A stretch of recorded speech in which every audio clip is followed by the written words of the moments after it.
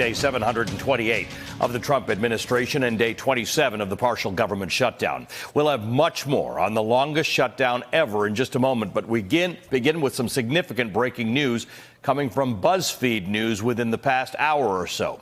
BuzzFeed News posted a story that says President Trump directed Michael Cohen to lie to Congress. Quote, President Donald Trump directed his longtime attorney, Michael Cohen, to lie to Congress about negotiations to build a Trump Tower in Moscow, according to two federal law enforcement officials involved in an investigation of the matter. Trump also supported a plan set up by Cohen to visit Russia during the presidential campaign in order to personally meet President Vladimir Putin and jumpstart the tower negotiations. Make it happen, the sources said Trump told Cohen. And even as Trump told the public he had no business deals with Russia, the sources said Trump and his children, Ivanka and Donald Trump Jr., received regular, detailed updates about the real estate development from Cohen, whom they put in charge of the project. We'll have more with our panel in just a moment, but first I'm joined by one of the two reporters on this story, Anthony Cormier, an investigative reporter with BuzzFeed News. Anthony, some very strong reporting here by you and your colleagues. Tell me how you came about this information and what you've learned tonight. So we spoke with two federal law enforcement officials who are read into the sort of inner workings of the Trump Tower Moscow investigation, and they relayed this story to us as it emerged in the last couple of weeks that Michael Cohen was directed by the President of the United States to lie to Congress. They're not basing this solely on Michael Cohen's statement to the Office of Special Counsel, but they are basing it on reams of documentary evidence and witness interviews that preceded Michael Cohen sitting down with Mr. Mueller. When Michael walked in and spoke to the Mueller's team, he then sort of put that investigation over the top. He put the cherry on top of it and said, look, yes, this happened. This is true. This is how it went down. It's incredible reporting. We haven't obviously been able to confirm this ourselves at NBC, so we're relying on your reporting. But it is truly some incredible things in here, including the detail and frequency, Anthony, with which it appears that Donald Trump and or Ivanka Trump and Donald Trump Jr. were in fact briefed, and the degree to which Donald Trump was involved in this, despite simultaneously denying during the campaign and subsequently that he had meaningful dealings with Russia. Right. He has said again and again on the campaign trail that he has no business with Russia, nothing to see here. When in fact, behind the scenes, he was encouraging Mr. Cohen to set up a meeting overseas in Russia with Vladimir Putin. He was encouraging to pursue the deal, and he was made aware of sort of granular details about the project, what it would look like, where it would be, what the land, how they were going to acquire the land. So he was definitely read into this project to an extent that he has not admitted on the campaign trail. And of course, for anybody who understands the relationship between Donald Trump and his children, particularly the business relationship, the detail in your story discusses the extent to which Donald Trump's kids were involved in this thing, to the extent that Ivanka Trump was involved in picking an architect. She was going to run the spa at this hotel. She had disagreements with Michael Cohen about how far and how things were going, despite the fact that, again, the kids gave out statements that said they were only peripherally involved. Right. I think that is a thing that has emerged as a pattern, I suppose, in this administration and during that campaign. That I think you could see that if you look at some of the great reporting by the New York Times on the June 2016 Trump Tower meeting, where first said, no, we didn't know anything about it, and then later it emerges that, oh, by the way, yeah, we did.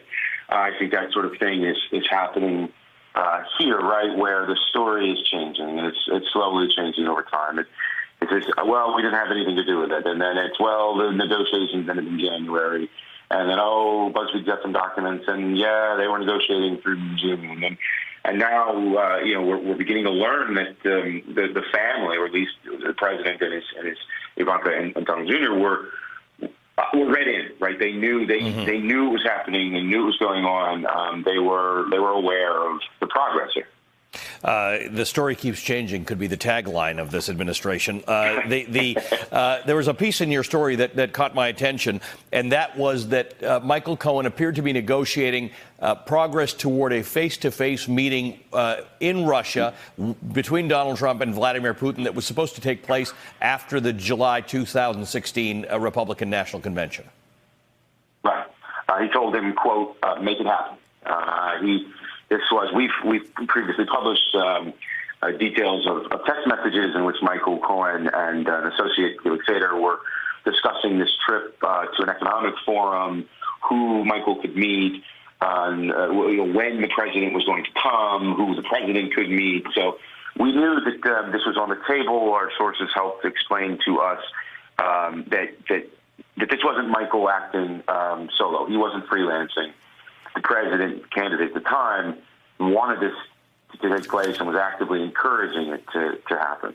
And we have a response from Lanny Davis, who is Michael Cohen's legal and communications advisor, about this BuzzFeed story, in which he says, out of respect for Mr. Mueller and the Office of the Special Counsel's investigation, Mr. Cohen declined to respond to the questions asked by the reporters, and so do I. Anthony, thank you for your reporting. Anthony Cormier from BuzzFeed News. I want to bring in our leadoff panel for a Thursday night. Philip Rucker, Pulitzer Prize-winning White House bureau chief for The Washington Post.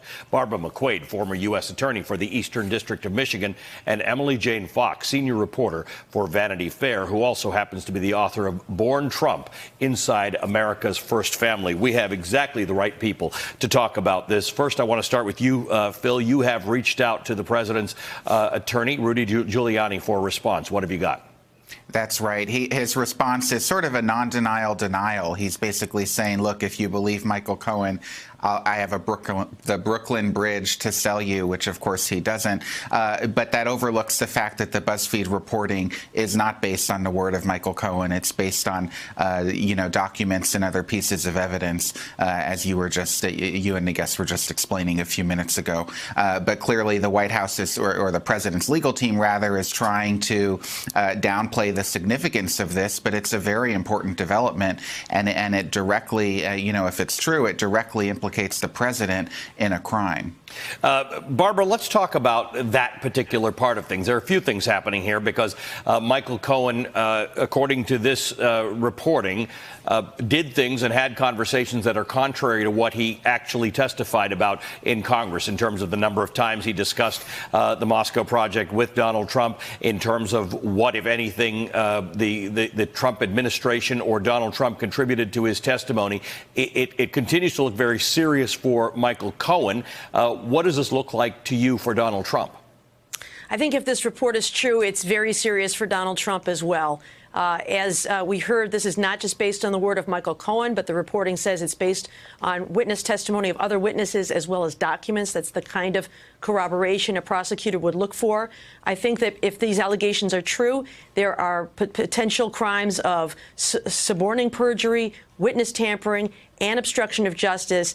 And this is consistent with a theory that Attorney General William Barr has, where even a president could be charged with obstruction of justice. This is not his discretion to direct those under his supervision to stand down on investigations, investigate one thing but not another. This is directing someone to conceal evidence. I want to underscore this point so it doesn't get lost in all of the many details, the myriad details in this story. The key takeaway here is that Donald Trump may have, or is alleged to have, given Michael Cohen instruction on what he was supposed to say about something that happened between Donald Trump and Michael Cohen and this project in Russia.